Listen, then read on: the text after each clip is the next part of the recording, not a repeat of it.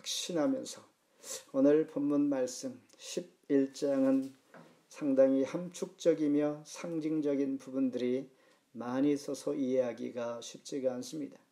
그러나 천천히 읽어 내려가면 그 의미를 찾아갈 수 있을 줄 믿습니다. 1절에서 19절까지, 즉 정확히 2절로 19절까지는 세례 요한의 예수님께 질문, 그리고 예수님은 이에 대한 답을 하면서 세례 요한과 예수님의 정체, 세례 요한은 어떤 사람이고 예수님은 어떤 분으로 이 땅에 오셨는지, 또한 어떤 사역을 위하여 우리에게 오셨는지를 말씀해 주시면서, 또한 그럴지라도 그 시대에 사람들은 세례 요한과 예수를 이해하지 못하여 비판하는 이러한 상황들을 우리에게 소개하면서 예수님은 결국 죄인을 위하여 이 땅에 오셨고 우리에게 영적인 쉼을 제공하며 주님만의 은혜와 또한 겸손으로 멍에를 배 하나님의 사람으로 살게 하기에 충분한 하나님이신 것을 보여줍니다. 오늘 주신 말씀을 통하여 함께 은혜 시간 되기를 바랍니다. 예수님의 새 시대가 열렸습니다.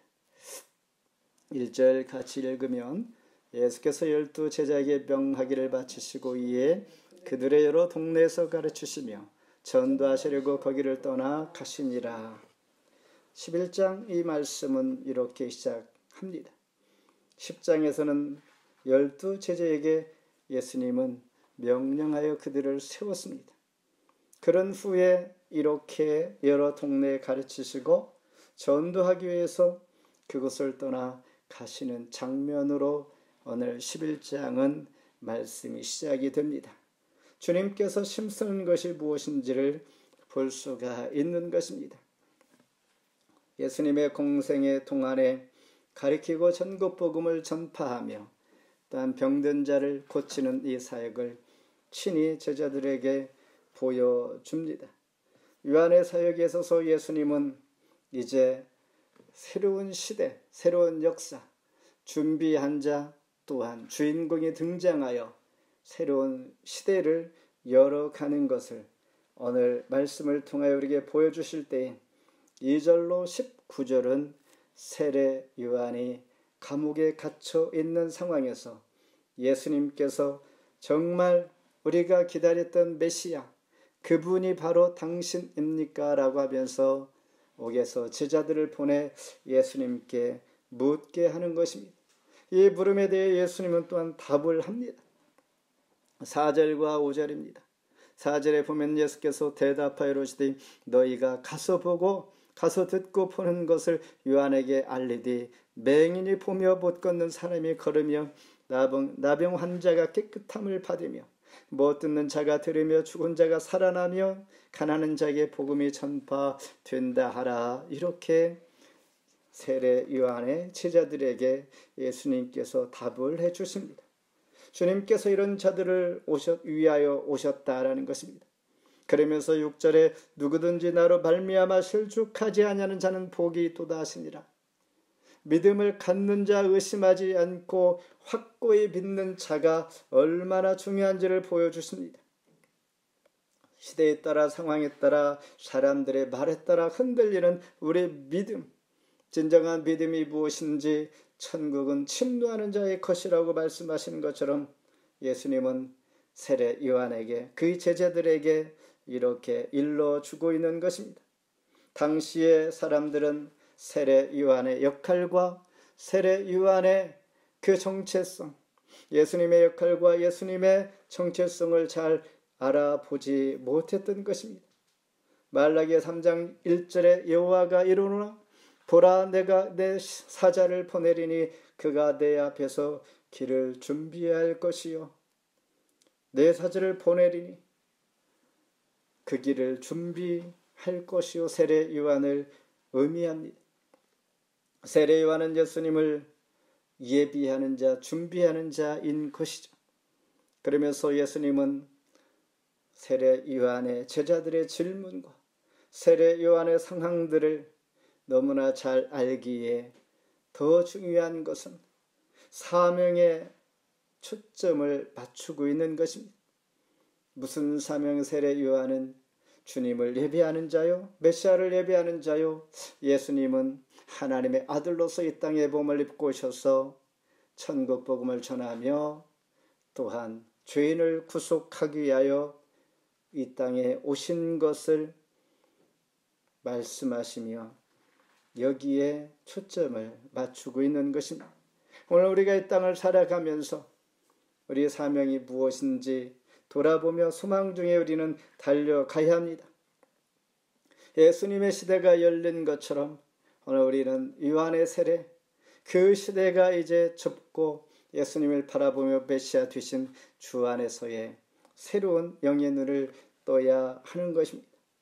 마지막 배도 시대인 것을 주님께서 또한 11장에서 이렇게 언급합니다.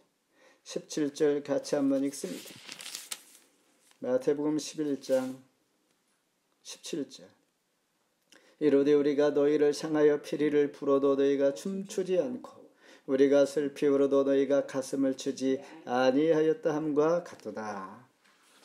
배도와 고집의 극치의 시대를 보여줍니다. 피리를 불어도 춤추지 않고 울어도 가슴을 치지 않는 이 시대. 그러면서 18절에 보면 요한이 와서 먹지도 않고 마시지도 아니하며 그들이 말하기를 귀신이 들렸다 하더니, 요한은 어떤 사람입니까? 여기서 요한은 세례 요한을 의미합니다. 세례 요한은 오직 천국의 소망으로 살아가던 자였습니다. 털옷을 입고 가죽띠를 띠고 메뚜기와 석청을 벗고 광야에서 지냅니다. 철저한 자기 절제와 금욕, 오로지 주의 길을 예비하는 자로서의 하나님의 부름을 받고 회개와 천국을 외치며 오직 그의 소리는 하나였던 것입니다. 세례 요한의 아버지는 제사장이었습니다. 그러니 그는 얼마든지 세상적으로 편하게 자기가 쉬운 대로 세상을 살아갈 수 있는 사회적인 위치에 있던 자였습니다. 그럼에도 불구하고 하나님께서 그를 사용하니 그는 철저한 금욕주의자로 오직 천국의 소망으로 오실 메시아를 기다리는 예비하는 자로 살아갈 때 사람들이 그를 잘 몰라 메뚜기와 석청을 먹고 털옷을 입고 살아가니 귀신 들렸다고 했던 것입니다. 그리고 그들은 예수님을 이렇게 표현합니다. 비판하기를 19절 같이 읽습니다.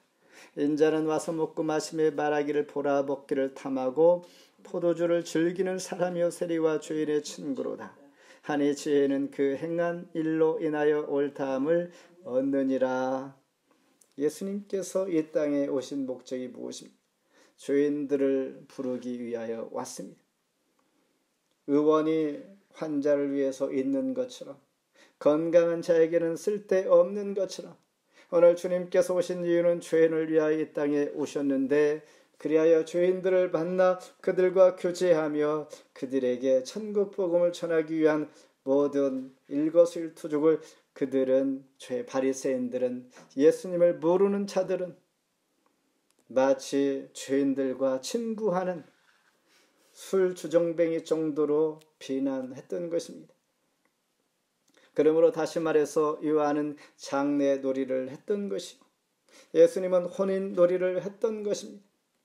이렇게 혼인과 장례의 상황 가운데 사람들이 반응을 보이지 않은 무반응 시대, 주님께서는 이것을 지금 그들을 책망하고 있는 것이죠.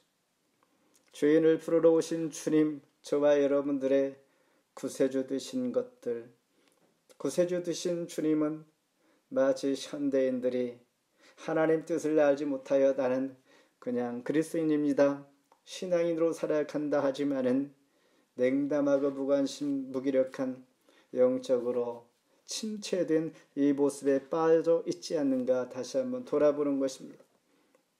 이런 시대의 사람들을 향하여 주님께서 이렇게 말씀하십니다. 이 세대를 무엇으로 비유할꼬?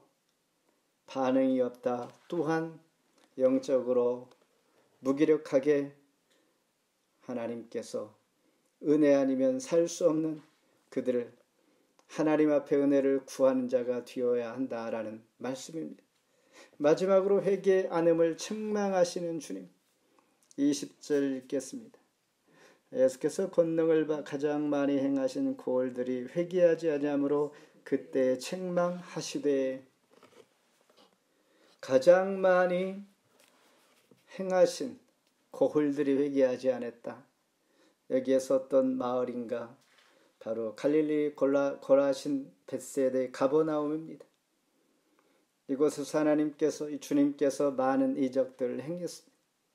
그러면서 23절에 가버나움아 너희가 하늘에까지 높아지겠느냐? 그들의 교만을 지적하는 것이죠. 그들은 예수 그리스도의 빛을 거부한 것입니다. 요한복음 1장 5절에 빛이 어둠에 빛이 되어 어둠이 깨닫지 못하더라. 그럼에도 불구하고 주님은 25절에 보면 하나님을 찬송합니다. 그때 예수께서 대답하여 이르시되 천지주제이신 하나님이여 이것을 지혜롭고 슬기 있는 자들에게는 숨기시고 어린 아이들에게는 나타나심을 감사하나이다. 어린 아이의 마음으로 살아가는 그런 자가 천국을 소유한 자요 천국 백성이요, 하나님 그렇게 하나님 마음을 열고 주님을 향하여 하나님 앞에 열린 그들은 하나님께서 기억하여 주시고 또한 그들을 통하여 택하여 주신 것을 감사합니다. 이렇게 주님께서 찬양하는 것입니다. 모든 것이 아버지의 뜻인 것을, 기적을 베풀어 아버지를 아는 것, 계시를 받은 자가 아버지를 알게 되고 또한 계시에 의해서 믿어진다는 것을 알게 됩니다. 하나님만이 믿음을 선물로 주시고 믿음 있는 자만이 하나님을 거룩하게 섬기고 경배하는 것이다. 그러므로 은혜를 많이 받고 또한 이적을 많이 체험하였다고 믿음이 좋은 것은 아니다라는 것을 본문을 통하여 보게 됩니다. 병에서 치유함을 받고 이적을 행하고 체험을 했다고 믿음이 좋은 것도 아니다라는 것입니다. 믿음이 좋은 것, 하나님께서 믿음을 주셔야 합니다. 진정한 믿음이 있어야만이 죄 사함을 받는 것입니다. 육체적 나음을 받는 것이 끝이 아니라 우리 영혼의 죄 사함을 받아 천국 백성이 되기 위하여 진정한 믿음의 삶을 살아야 한다라는 것입니다. 하나님께서 오늘 가버나움을 향하여 책망할 때 너희들이 정말 회개하고 믿음을 가지라. 천국은 침노하는 것이다. 회개하라 천국이 가까이 왔느니라 말씀을 맺습니다. 가르치고 전도 위에서 가시는 주님, 12 제자를 세우시고 이제 각 지역으로 복음 전도를 위하여 나가시는 장면 11장의 첫 절입니다. 주님께서 오늘 저와 여러분을 향하여 어떤 사명으로 살아가야 할지를 우리에게 보여주시고 있는 것입니다.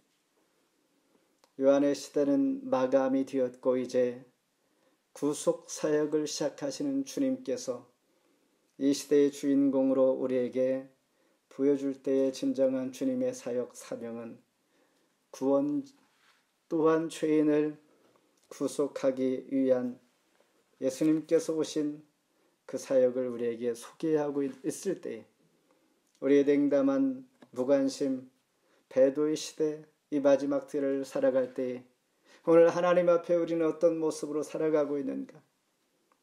요한의 장례누리와 예수님의 혼인누리에도 반응이 없는, 오히려 비난하는 사람들, 그 축에 내가 속해 있지 않는가? 다시 한번 돌아보면서 세상이 나를 지적하지 아니하고 나의 잘못된 길을 가고 있을지라도 그 누구도 지적하지 아니하고 말해주지 않는다면 오늘 우리는 결론적으로 무엇을 얻게 되는가?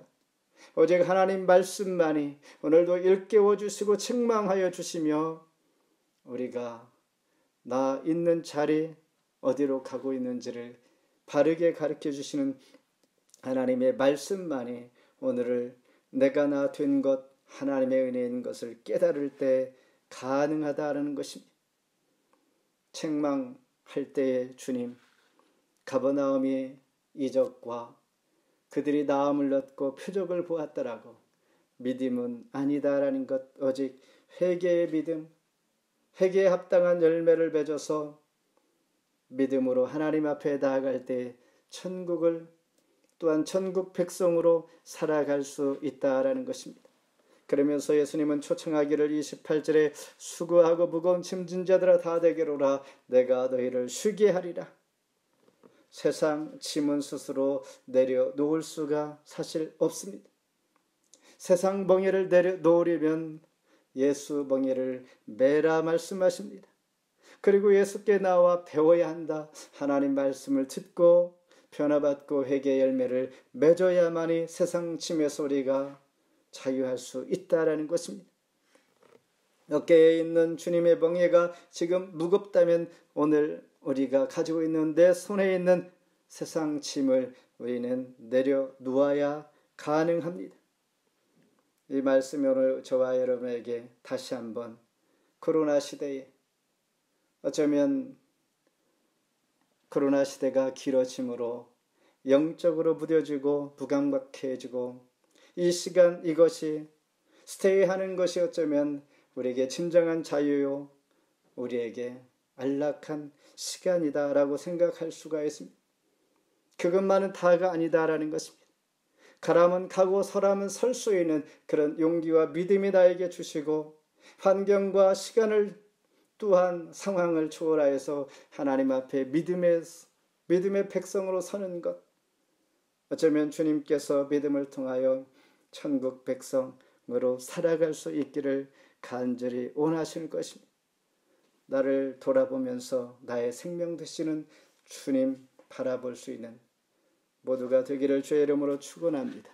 하나님 감사합니다. 오늘도